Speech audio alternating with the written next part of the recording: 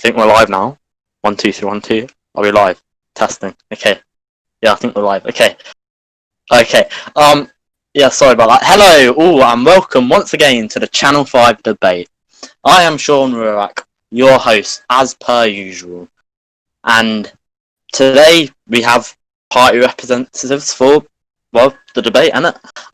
So the debate will proceed like last time, as per usual. The opening statements from each party representative, and then the debate topics, and then audience questions, where we have actual audience members. And then closing statements from each party representative. So, of course, first up, we have Spartacade, who is the deputy leader of the Imperial Party. So, welcome to the show. Not the show, bloody hell, mate. To the bloody debate. How are you today? Good, thank you. That's good. So, you have 1 minute to do your opening statement. So obviously, this election, you've got a choice of 3 different parties, and we in the Imperial Party genuinely believe that our policies are the strongest and that we're the best choice. And I hope that throughout this debate, people will ask us questions on our policy, and you will hear exactly why our policy is the strongest.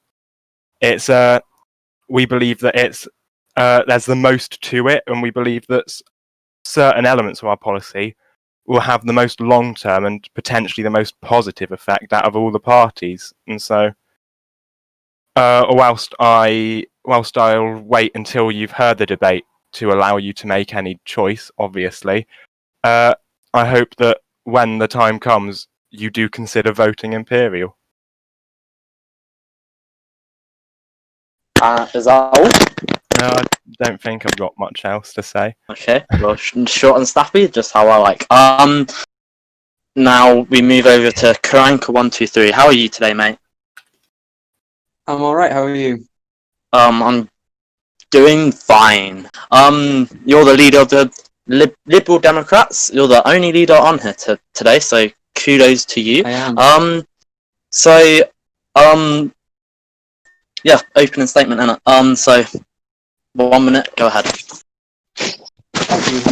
Hi there, everyone. Thanks for tuning in. Firstly, a quick fact about this debate, as Sean just said. I'm the only leader here, and by virtue of that, I'm the only candidate here this evening who can become Prime Minister. I'm the only person here this evening who would be leading the government.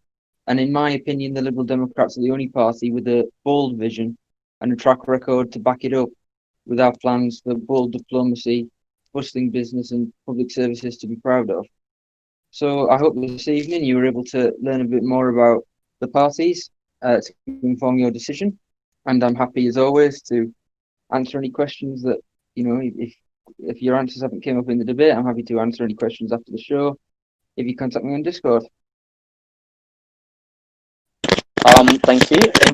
Next up we have Epic Noah 1358, the member of the New Labour Party, parliamentary candidate. How are you today, mate? I'm very good, thank you. How are you? I'm great, thanks. New Labour, opening statement, go ahead. The New Labour Party is the sole party that will be focused on the people and only the people. Our innovative policies will benefit the United Kingdom as a whole. Our well-rounded ideas mark the next waypoint for the growth of Great Britain. The balance of our policies is clearly reflected with a number of policies affecting everyone, from business owners and police officers to foreign representatives and barristers. The understandable policies are realistic and well thought out.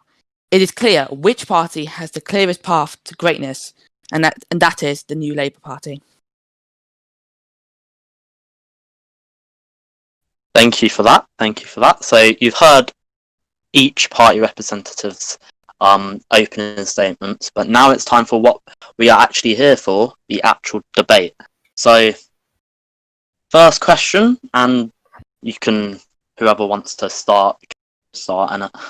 How would you look to discourage crime amid increased violence in both Eastbrook and Middletown? I can take this one. I can take this one first. Ahead. So the Imperial plan believes that we can't really easily reduce the amount of crime by just changing laws. So the aim for us is to reform the Serious Crimes Division and get the Ministry of Justice more involved in the Serious Crimes Division so that their submissions are more rigorous for legal standards. Because they make plenty of submissions, but some of them aren't legally rigorous. And although I don't know exactly what the RUC plan to do, hopefully we can extend that support to the Royal Ulster Constabulary in Northern Ireland as well, because unless Northern Ireland decides otherwise, the Ministry of Justice is for the United Kingdom as a whole and will support any part of the United Kingdom in the duty of punishing and preventing crime. So our main aim isn't to change the law, but it's to change the institutions that enforce it in a way that ensures it's more reasonably enforced. Would anyone like to respond to that? Noah or Karanka? Noah, yeah? Well, I think what the New Labour Party, we have a different plan. For the party, we understand that crime and violence has become an increasing problem in both Eastbrook and Middletown. We want to counteract the crime, and so how we will do that, we will review the powers given to both the GMP and RMP to defeat the violence, and we shall also look to raise the cap on the staffing in TFU to help with stopping the firearm violence. Thank you, Noah. Karanka, would you like to say anything? Yes, so really echo what's been said about the Serious Crime Division. Really, it's just a back to basics approach with that. I think that ensuring the the case submission is robust, and that when it comes to submitting the crimes in the first place, and also the actual processing of those cases, that the systems are efficient and the right decisions are made. Obviously, just supporting public services, in terms of, hope it doesn't come to that, but you can optimize states of emergency and systems like that to monitor crime and to deal with crime when it's at a crisis point, and support public services to do their job properly. And I think interesting point, and I think it all links in, is the massive problems with bureaucracy in the Home Office. We've seen a lot of new roles created over the last few weeks, which really is completely unnecessary and takes away from the jobs that public services need to do. And the Imperial's plans for an independent commission for complaints is even more bureaucracy at a time when really what we ought to be doing is cutting back on it. And I don't think that this is something that public services want or would welcome at a time when really what they need is hands-on support from the government. Does anyone else have anything to say on this topic? If I could just respond to the remarks on a public commission. Independent public commission for complaints. I don't think that's necessarily related to the issue.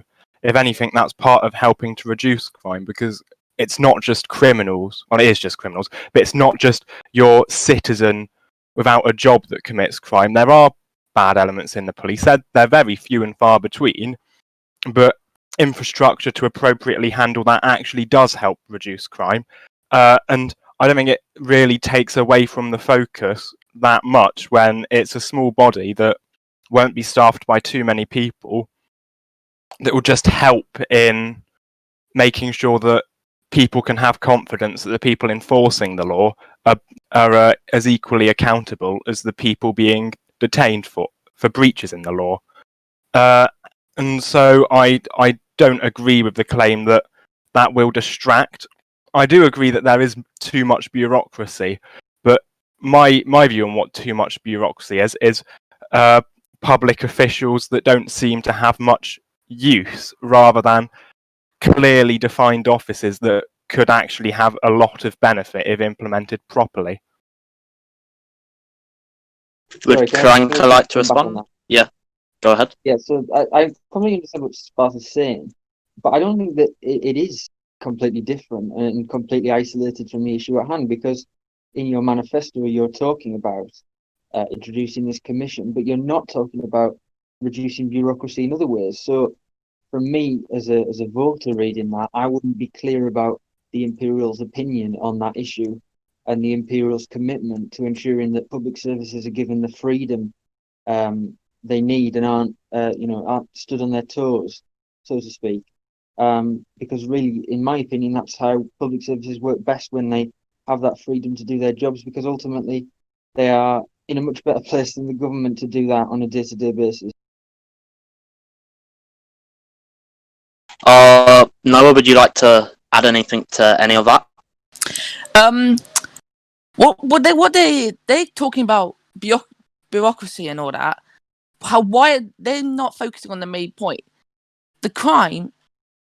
They're not focusing on the crime and the violence being increased.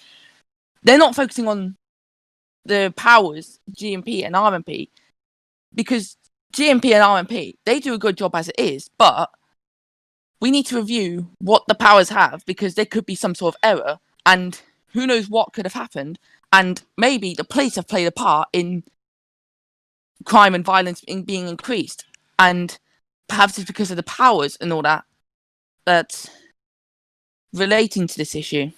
And so, with the New Labour, what we will plan to do is we will try to review the powers given to both GMP and RMP.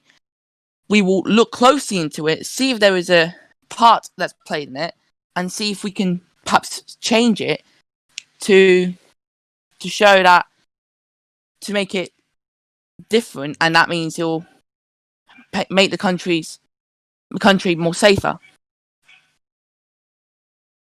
Could I Thank you. say anything in response to that? Yes, you can. Go ahead. Go ahead. To both Karanka, they're talking about us being broad, but saying we're going to reduce bureaucracy is also very broad, and powers especially. The police have the power to arrest, the power to search, the power to enter premises without warrant. They have to inform people about the usage of these powers and why they're being exercised. But I am curious, what powers do you think they're lacking? Because they can already arrest if they believe someone's committed a crime. They can already search if they believe someone may or will commit a crime. And they already have the power to enter premises if they believe it's productive to the other two goals. There's also plenty of other powers under things like the Police and Criminal Evidence Act, but those are the primary ones, I would say, when handling policing. So I'm curious what you desire to implement, because I don't see what powers they're lacking. Would either of you like to respond, as it was directly towards both of you? I'm perfectly happy to Karanka? say specifically what elements of the Home Office civil service that I'd want to change. I think that there's far too many advisorial roles within the department that serve absolutely no purpose and could be functions done by the Home Secretary. I think generally getting too bogged down about such roles that really serve no purpose creates the appearance of doing something when really it has no effect on the ground whatsoever. I would like to respond, because what they were saying about police and the powers, what if somebody gets arrested for nothing and they've been set up and they're near the incident, but really they haven't committed the crime? The police could have arrested them for a crime which they actually haven't committed. And that's why, looking at the powers, we need to change them, and fast, if we're going to have a stable country in terms of crime going down and the amount of crime being committed per day, per week, per year. If the police abuse their authority to arrest, they can seek compensation through the MOJ. It's literally written in the Bill of Rights that if your liberty is infringed upon unlawfully, you can petition the lawful bodies or seek compensation through the court for solution to that. It's not a major concern, and so the arrest is usually for valid suspicion. If there's no valid suspicion, then the the actual term's reasonable suspicion, but there's no reasonable suspicion, then you can get compensation for that. And reducing the powers that are already reasonably based, as that sounds like you want to do, isn't a solution to solving crime, and it's not a solution to reducing the amount of false arrests, when the false arrest is a break in the law. If you restrict the law further, you're just going to get more false arrests that are breaks in the law. Because it's already illegal. There's no point in criminalizing the illegal when it's already criminalized. Would Noah, would you like to respond to that, or? No, thanks. Okay. Well, we can finally move on to our next topic, and that is the Bank of England. What are your opinions on the closure of the Bank of England, and what will you do to ensure innovation within the Treasury is handled by the correct people? So we'll go for Karanka first, if you're with us, yeah. So go ahead. Yep. That's a really good question, actually. In terms of how will you ensure innovation in the Treasury, because I think it's a massively important thing, and I think that linking that together with the idea of the Bank of England, that was really what it was all about for me. I was disappointed with the decision that the Treasury made, in the sense that it felt like it was a kind of easy way out in terms of closing it, when I think you could have considered the Treasury just taking a more active role in operations. You don't even really need a Bank of England in that form. But I completely understood the reasons that Zoraby and the government had for closing it down. And it wouldn't be my desire to just reopen it for the sake of reopening it. Because I think there's plenty of other things that you could be doing in the Treasury instead. For example, if we are elected on Monday, we will nationalise the BBC, and to a lot of people, they might be a bit hostile towards that idea and think, it's quote unquote socialism. It's this, it's that. It's an idea that I discussed with Banks, the Director General of the BBC, and he was in support of it when I explained my reasons for wanting to do it, which is really about ensuring that whilst we respect the fact that he is the doyen of media and he has had a massive role in that sector for a long time, that the government can play a role.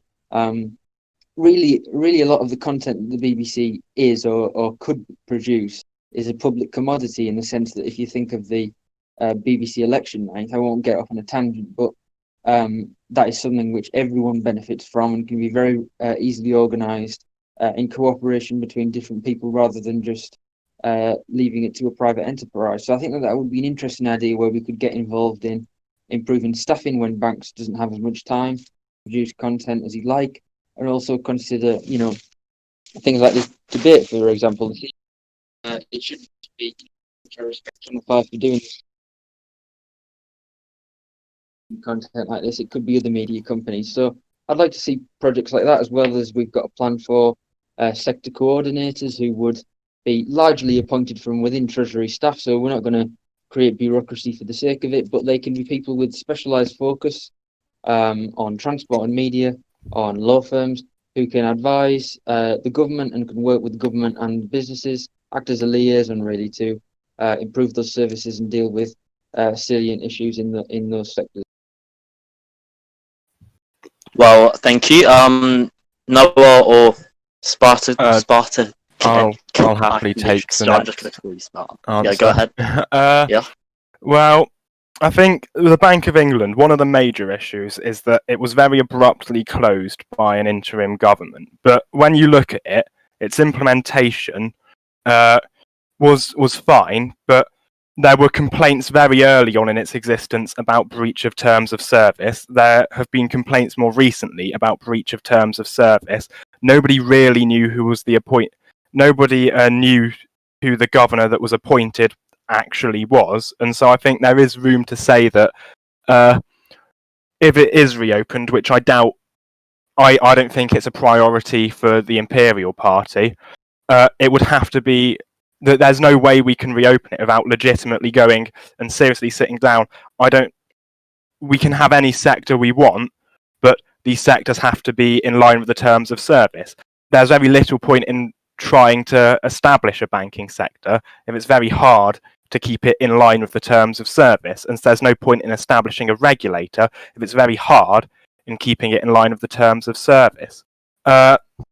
So I think the closure was very abrupt, but at the end of the day, nobody, and I mean nobody, no one in the public seemed to know what was going on. A lot of the government, of people of the interim government, said they tried to find out what was going on, and nobody there seemed to know what was going on.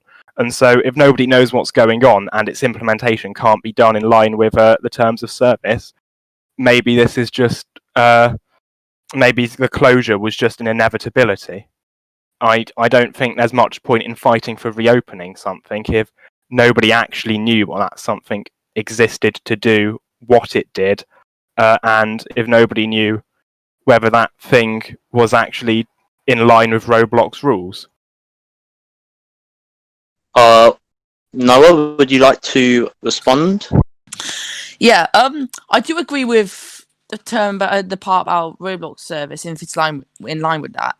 And people have some people have not been happy with this decision, and I can understand at first because they've not.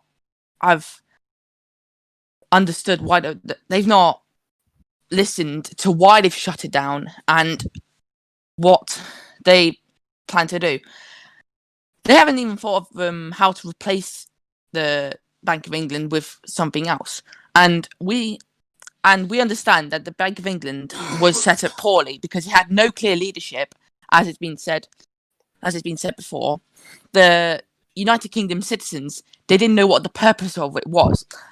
We know that it was for, well, in my opinion, I think it was something to do with the finance of the country, but it became defunct. So we, at the new Labour Party, we will not reinstate it. We won't reinstate it at all.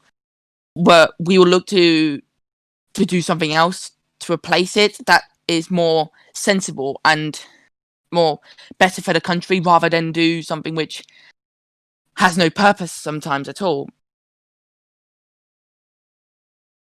Would anyone like to respond? Otherwise, we can move on to our next topic. Yes, please, just very quickly. Franca, go ahead. So I think, firstly, Noah makes a very interesting point there about people not understanding its purpose. I think that was certainly an issue, and obviously, I don't pretend to know everything and be able to do everything perfectly at an instant. And I think certainly something that I would have learned from that process with the Bank of England is that from the off, you need to be much clearer about what your long-term objectives are. And I think that if it was ever to be something that could be pursued again, then that would need to be very fundamental to it. It's just very quickly on Sparta's point that the main problems were Roblox terms of service. That's just not true. There was never in my eyes, and I had it explained to me a number of times by the people behind the service. The problems weren't narrowly the terms of service issues. More widely, it was structural problems, and I think in terms of organising it and engaging with the banks on a simple level was one of the main problems. But like I say, it shouldn't be something that the Treasury gets bogged down by. It's important that you pursue more broadly things that can be done to create a more bustling business sector, and that would be at the heart of the Lib Dems' plans if we were in government. I would just like to quickly say, I'm not saying terms of service were the only reason. I'm just saying that a lot of people I've spoke to seem to have that as a very valid concern, because if part of our community is in breach of the Roblox terms of service, we really have to question, why are we including it in a Roblox community? And from what I've seen and what I've been presented with, there were certainly some very difficult questions to answer, which was, can banking truly be within the Roblox terms and service if we do it in the form of a actual bank that does banking things? Okay, we're gonna have to move on to our next topic to speed things up here a bit. So our next topic is about the Commonwealth. The Commonwealth have received a lot of criticism lately, sorry, for not being what it used to be. What are your plans for the Commonwealth, and how will you change that? I can take this one first. Wait, no, actually, let's go Noah, because like you were first, and then Crank was first. Noah. I think at the New Labour Party, we will change the Commonwealth for the better.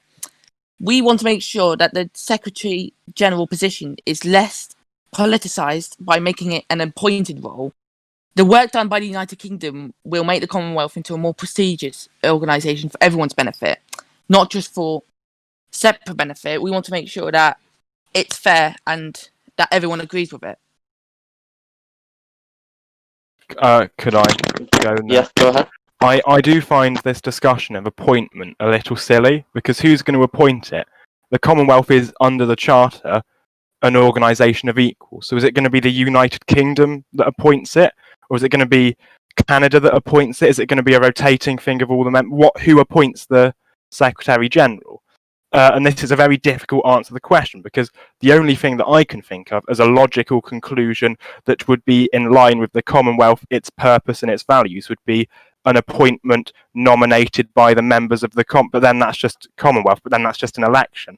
And so I find an appointment a very difficult thing to discuss.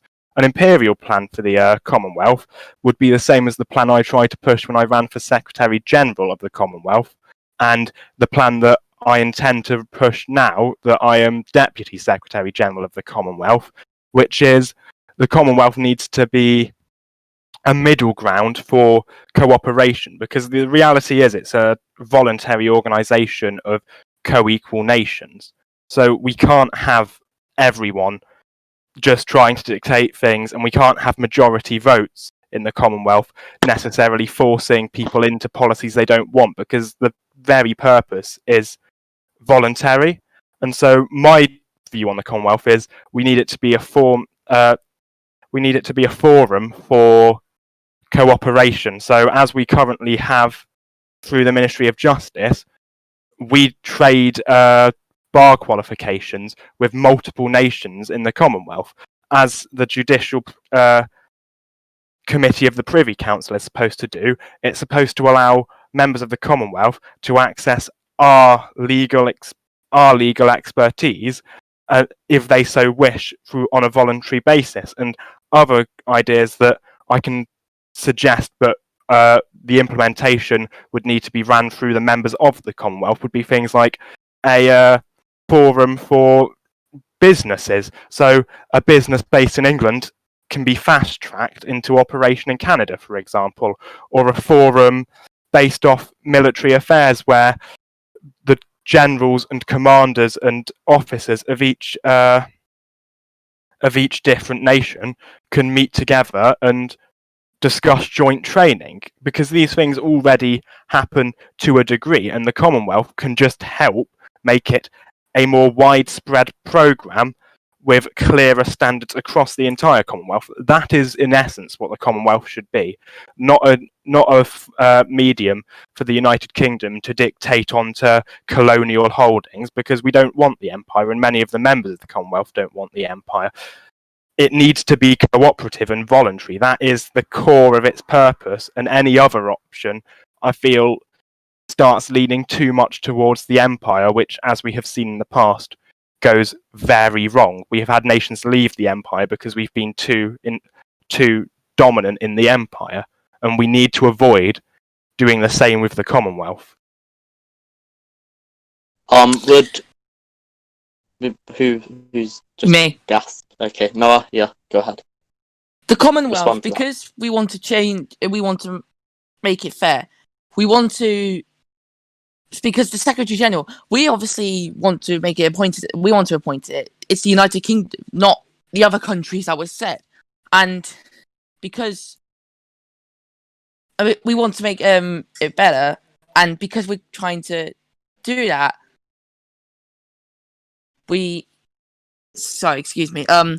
want to make the Secretary General position less politicized, and making it appointed will make it that target. And the work done by the United Kingdom, as I said before, will make it the Commonwealth more procedures, and that's going to agree with that's going to make it fair for everyone.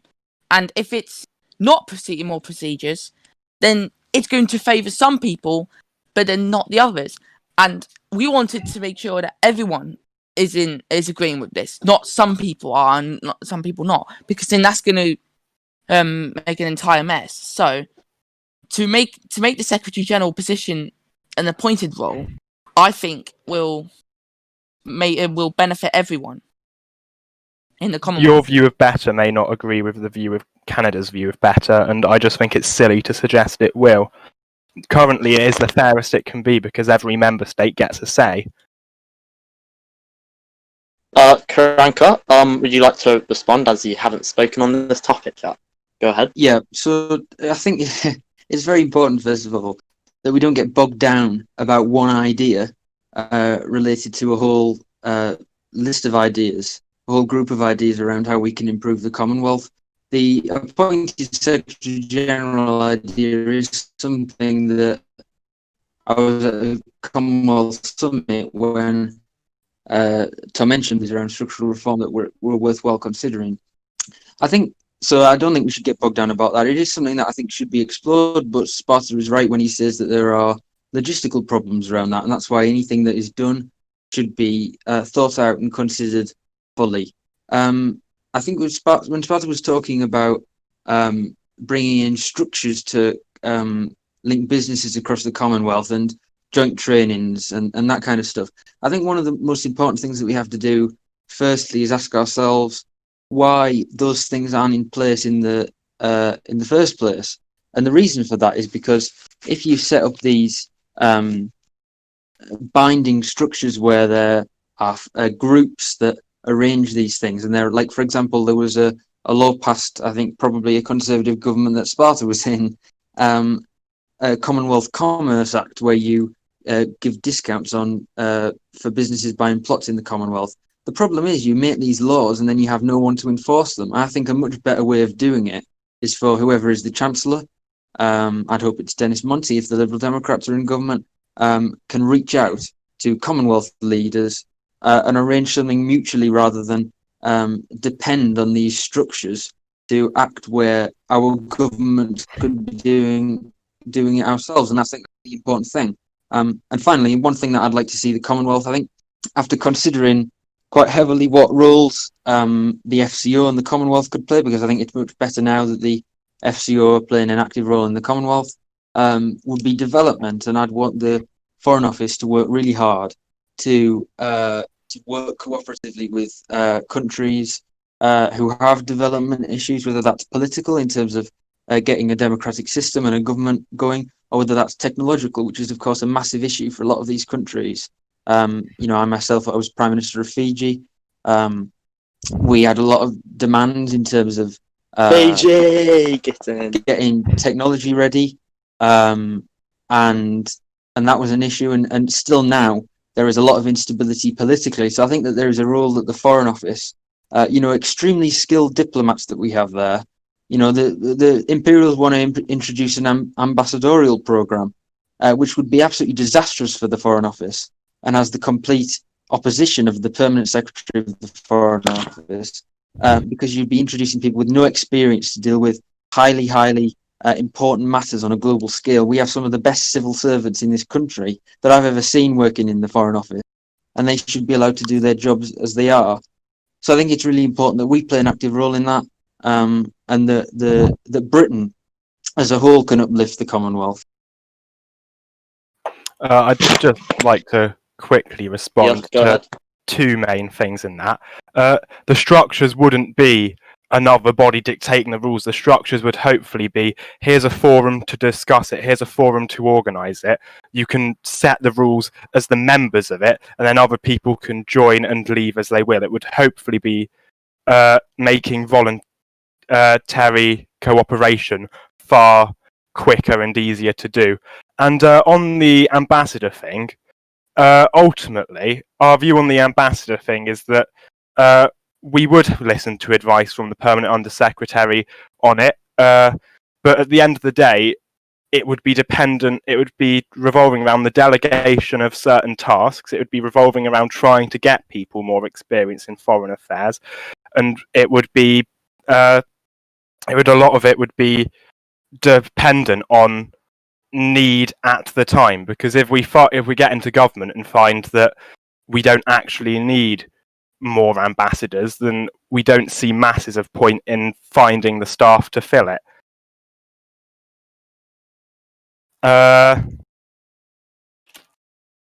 But I will say, I will touch very gently on that. The permanent undersecretary can have his views, he can even share them publicly, but at the end of the day, it is the job of a permanent undersecretary to impartially implement government policy. So we will listen, and we will discuss on matters with him, but it's a bit contrary to his purpose if he's taking political stances, and so I will just leave that in there. I think that's a bit of a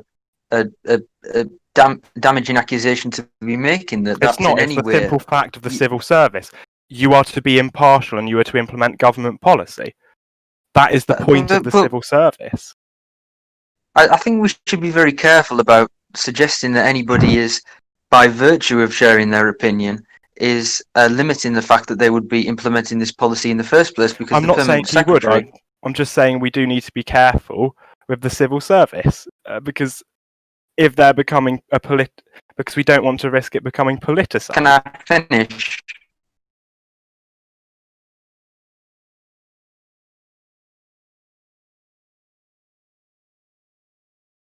Sorry, the permanent secretary, sure, is there to fulfill the wishes of. It's not incorrect to share his opinion on a matter and state fact that, you know, we talk a lot, for example, about the Ministry of Justice. I'm sorry to inform you there, but your mic kind of cut out. Yeah. Okay, we're just going to move on anyway. We should just pass over on the point. It basically was the whole thing that you just said.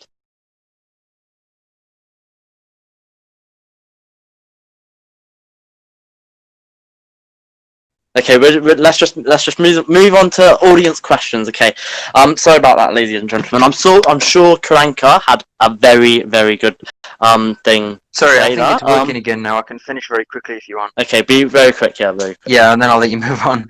So sorry, as I was just saying, I don't think it's wrong of the permanent secretary to share his opinion when it's perfectly reasonable to accept that you create a new consensus on the fact that we don't have an ambassador to here and an ambassador to there.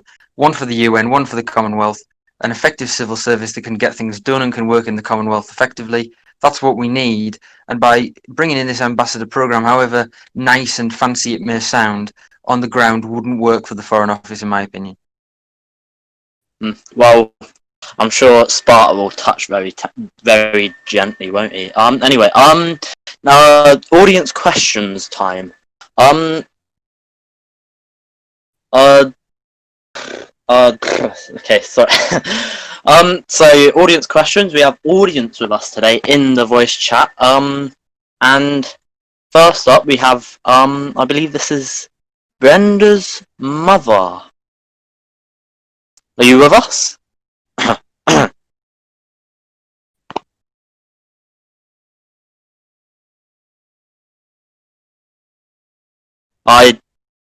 I don't believe Brenda's mother is on. I think he's not with us. So we'll go on to Nathless, sorry, not Nathless, Nathless. Hello. I think that's his name. Sean. Hello.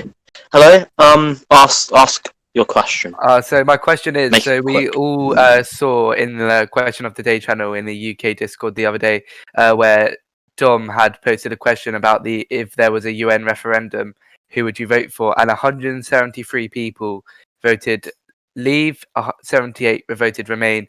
What would you do? Or would you guys consider a referendum, or what would happen to do with the United Nations? Who would like to? I can take this one first. The United Nations is a really touchy issue. It's a really difficult one, and I'll say it now. I don't think there's anyone in the Imperial Cabinet who legitimately likes the United Nations. But at the end of the day, I think it's a fallacy to presume that we would leave and all of the Commonwealth would leave with us. And so, whilst there are Commonwealth nations who believe they're getting benefit from it and wouldn't desire to leave, I think we don't want to put ourselves in a position where we'll be unable to protect Canada, say, if they desire to stay. And so we believe there are some really egregious issues, and there are things that we should try to change as best we can. For example, the ICJ is far too powerful, and so we would do what we can to help limit the power of the ICJ. But at the end of the day, regardless of whether we're in or out the Commonwealth, an imperial government would always focus on the Commonwealth first. And there's no question, there's no caveat to that. The Commonwealth matters the most, and it always will. Okay, who would Noah or Karanka like to respond to this? Should I come in? Yeah, sure. So, I think that obviously this is a very difficult issue because there's a lot of people that feel the UN just quite simply doesn't work in our favour at all. You know, I'm not the UN's biggest fan. I don't think that many people who are interested in politics or who work in politics are. But I don't think that just leaving would solve any problems.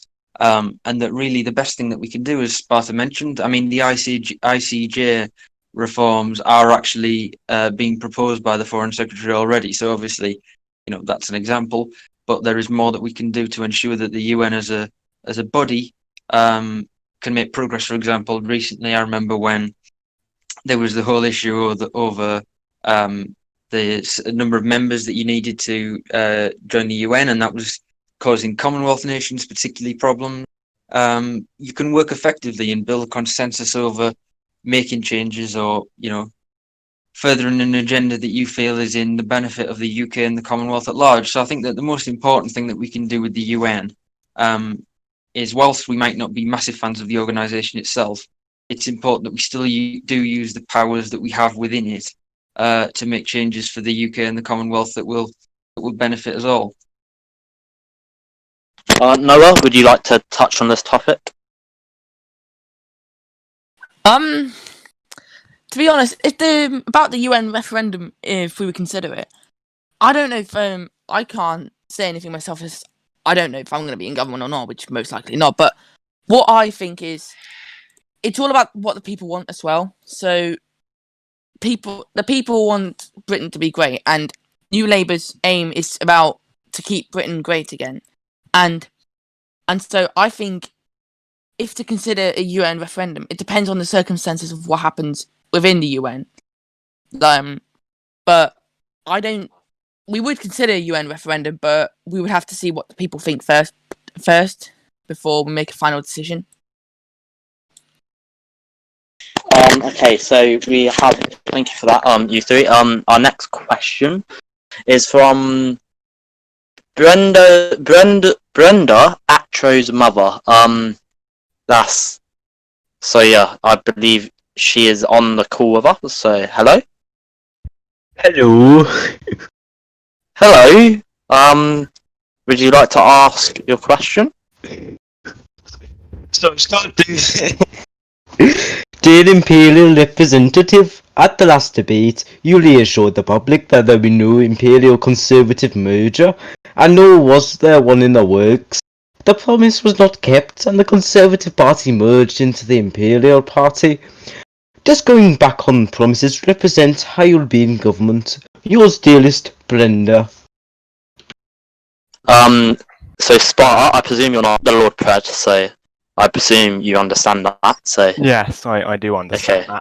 that. I presume I wasn't, as I was actually Tory leader at the time, I can say for sure that there were no plans to merge on either side until they were formulated shortly after the results came in. And second, I'm not going to lie, I'm presuming when they said there'd be no merger, usually it was in response against claims that the Imperials would merge into the Conservatives, because that seemed to be a delusion that a lot of people seem to think would be occurring. But every time you spoke to any Imperial member, if they were for a merger, it's because they were for the Conservatives merging into the Imperial, and the Imperial leaders that I have prior spoken to, the two, one of them was removed. Both of them were like, there'd be no merge unless it was on the terms that the Conservatives merged into the Imperials. And so, whilst that doesn't necessarily change what was said, that was probably what was meant. And secondly, we won't be going back on any promises if we win this election. We all stand by our policy, and the only thing that would get a change to this policy is if circumstance changed substantially, so that it was either no longer needed or no longer doable. Okay. We have another question from, I do believe, this man is called Nine Kieran. So go ahead.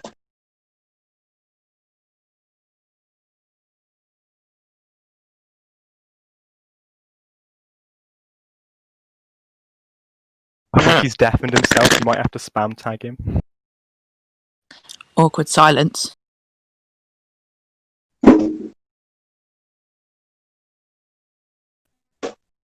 Nathless, it's you.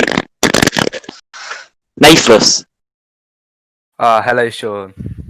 Hello. You're Hello. Nine Kieran. Am I? Yeah. Okay. So please So ask the question. I'm 9 Kian now, apparently. Kieran.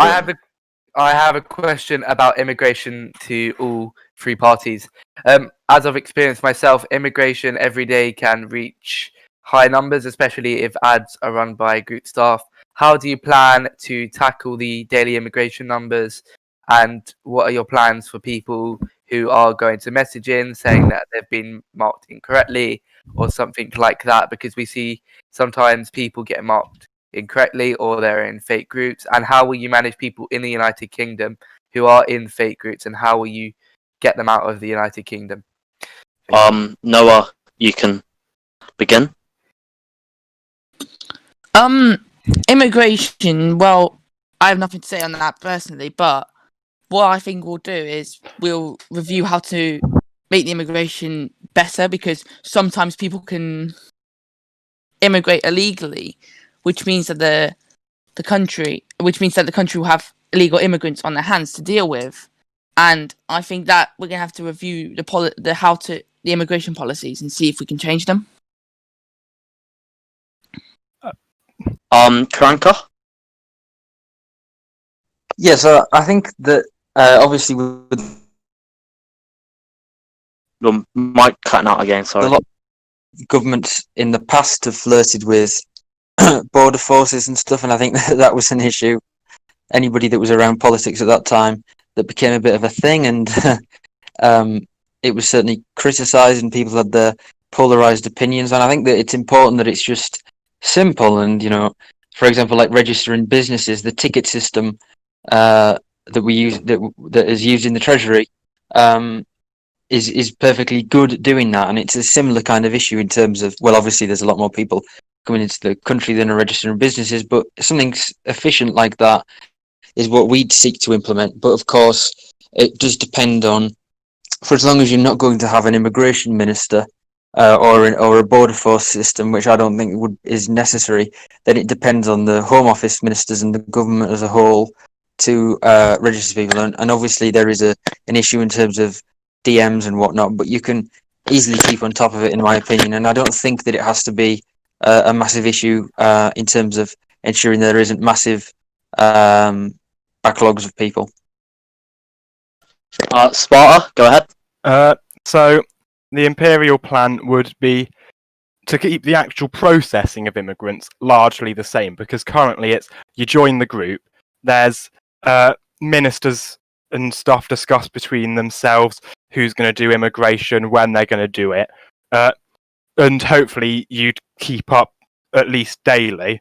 And so people just join the group, they're immigrated, and then what we would have either part of the Home Office Discord or an immigration support Discord, where there would just be a ticketing system. And so if you believe you've been immigrated wrong, you submit a ticket, you link your account, and someone will eventually, hopefully relatively quickly, read that.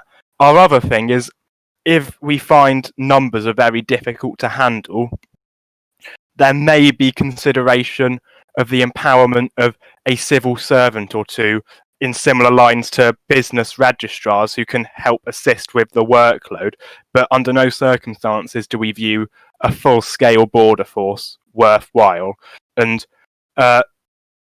we find ministers for immigration a little iffy because it just seems like a pointless portfolio.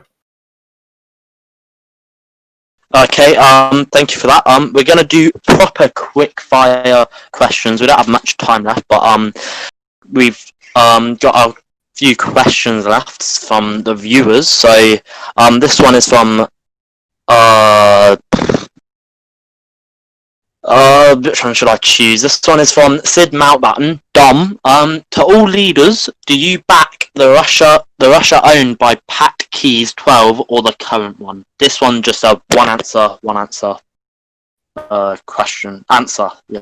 One word answer, Emma. So, Sparta, you first.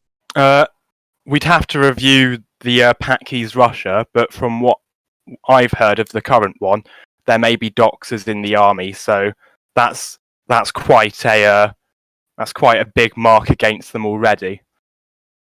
Franca?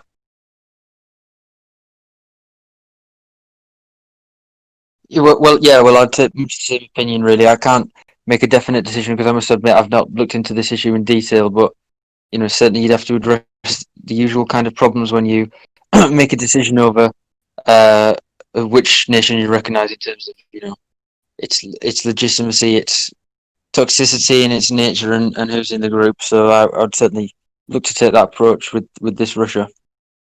Noah? I mean, I'm not even followed these two Russias, so I can't even say anything myself. Okay. So next, Kian, you have a question, I believe. And Kian? Hello, yes. What would your preferred action be in Northern Ireland? An assembly or direct rule? Quick fire, so that's one word answer. Sparta? Assembly, it's got the activity right now, so it's just utilise that until it dies. And hope it doesn't. Step-by-step plan, executive first. If that goes well, after a month or so, have a referendum, have an option on the table for an assembly, executive, or direct rule. Act on that. Noah? Nothing to say on that one. Okay, next question.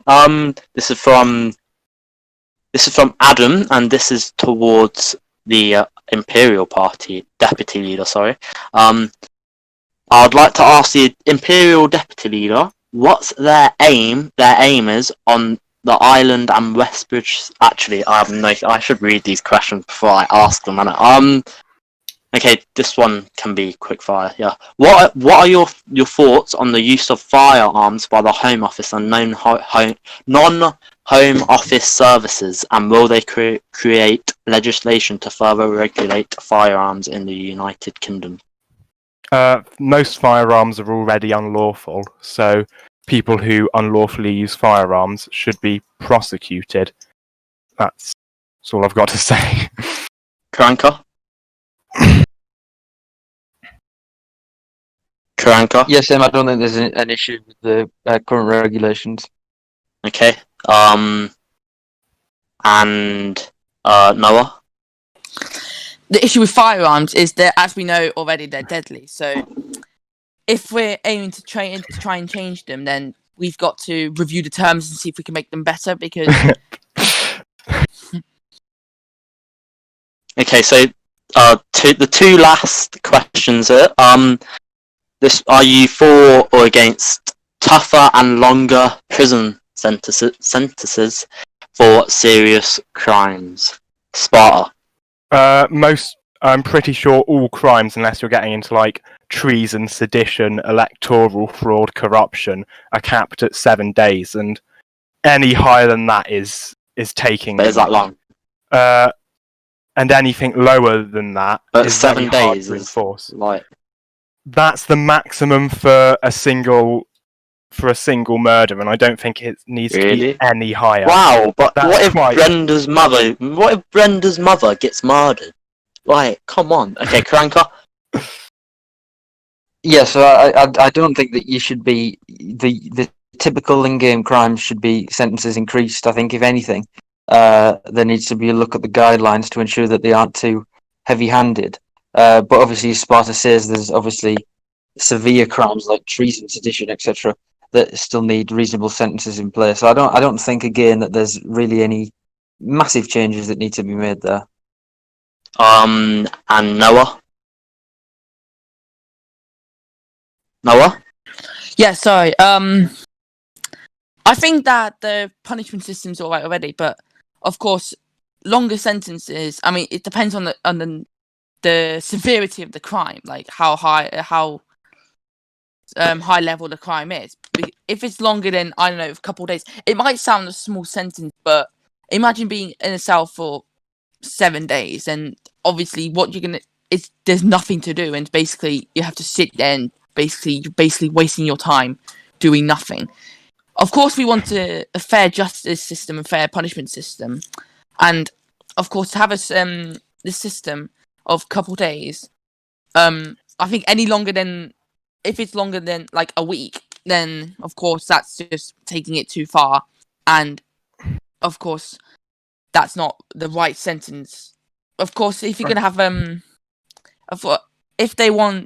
if they've done a crime that's severe, then of course you're gonna get punished. But if it's longer than a week, then I'm sorry, but that's not. I'd just like to say that Emma J's sentences are basically just a ban from Eastbrook for like a couple of days. If you've been sentenced for a couple of days, it's not like sitting in a cell for a week. You just find something Barry else to taught do me that. for, like, a week. Okay. So this is the last question. This is from Mr. Atrof here. This is just a yes or no answer. Will you commit to banning 9 companies as soon as you are elected due to treating employees badly? Yes or no? No. Sparta. No. Karanka? No. Noah? No. Well, that's where we have our differences. Anyway, we now have our final thing is what? Our final thing is now bloody the closing statements. Yeah, that's the one. So we'll start at Noah this time. Sorry, what was the question? I didn't even hear. It's It's closing, closing statements. statements. Oh. Make it quick enough. Yeah, go ahead. This debate has proven that there's one clear path to greatness, even if there's some misunderstandings. Of course, if you have any questions, you can ask the party leader or anybody from the New Labour Party. Our policies are the least flawed and the most realistic of them all, and the party can be the one to keep Britain moving on a track to greatness. Our past governmental achievements have shown that we can make and keep Britain great, so the choice is clear, and if you want to vote for greatness, then vote for New Labour.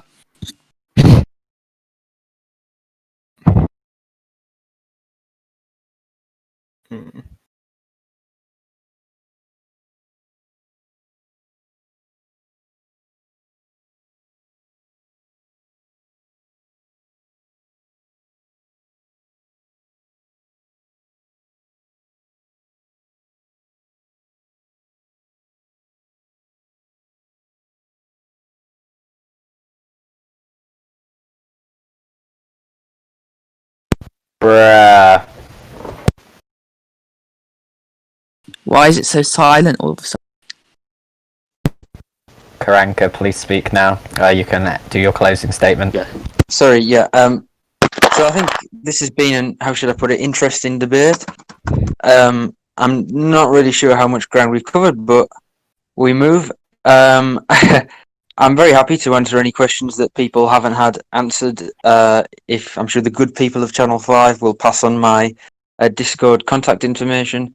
Otherwise, you can read our manifesto. But I think that this debate really has shown that if you value bold ideas and progressive government, then a Lib Dem vote is the best way to do that. Thank you very much.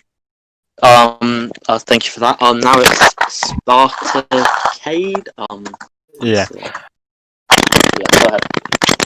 So basically, throughout this debate, we've heard some policies, and I hope that many people in the audience would agree with me when I say I still believe that the imperial policies are the best policies. We have some of our policies are reformative, some of our policies are progressive, but some of our policies don't desire to break what already works by trying to fix it. And so, all in all, I think we will be able to make Britain a stronger country on the world stage, and I hope you vote Imperial. Also, if you have any questions, just look for me or Phantom in like the search thing on Discord, because we're both in the UK Discord. You'll easily find us and just ask away. Yes. Well, you've heard what all party representatives have had to say this evening, and I hope that has helped you decide who you're going to vote for. And I thank all you three for coming on to the debate, Karanka, Noah, and Sparta. It takes some balls to come on here and actually do this. So well done to you three. Kudos to you. And to all the people taking the piss out of them, then fuck you guys. Sorry, I saw naughty language. Naughty. So thank you for watching. Thank you for watching the Channel 5 debate. It's been an absolute pleasure, and I wish you all the best of luck for your respective parties. I've been your host, Sean Rurak. It's been a pleasure, Britain. Over and out.